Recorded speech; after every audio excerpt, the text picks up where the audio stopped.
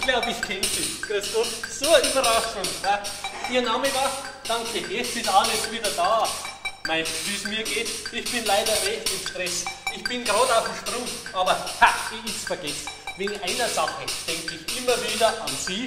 Und zwar folgendes: Wie spät ist es jetzt? Sagst Sie, ich habe viel um die Ohren. Ich habe mich riesig gefreut, wirklich riesig. Ich muss weg, es tut mir leid.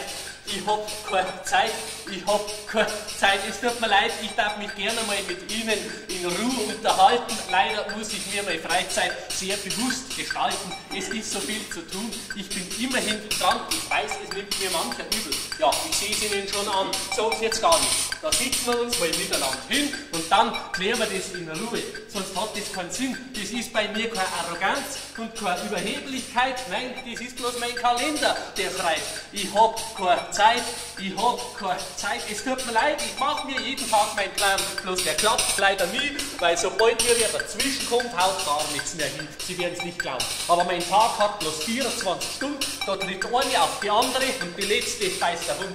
Aber sagen wir doch in aller Kürze, wie es einer geht. Ich bin wirklich interessiert. Ich komme wieder spät. Bitte warten Sie auf mich. Ich komme nur mal kurz vorbei und dann reden wir eine Sekunde oder zwei. Im Moment habe ich keine Zeit. Ich habe keine Zeit. Es tut mir leid, gell? Sie sind mir nicht böse, aber ich müsste schon längst wo sein. Das ist so ein Mensch, er lacht mich immer wieder ein. Ich habe ihn so oft vergrüßt und jetzt komme ich nicht mehr aus. Er wollte mich abholen und jetzt wartet er schon eine Stunde bei mir vor dem Haus. Also, wie gesagt, ich freue mich, dass wir uns dann sehen. Ich sag dem Typen gleich, ich muss gleich wieder gehen. Jetzt das, was ich Ihnen sagen wollte, die ist nur mal vergisst.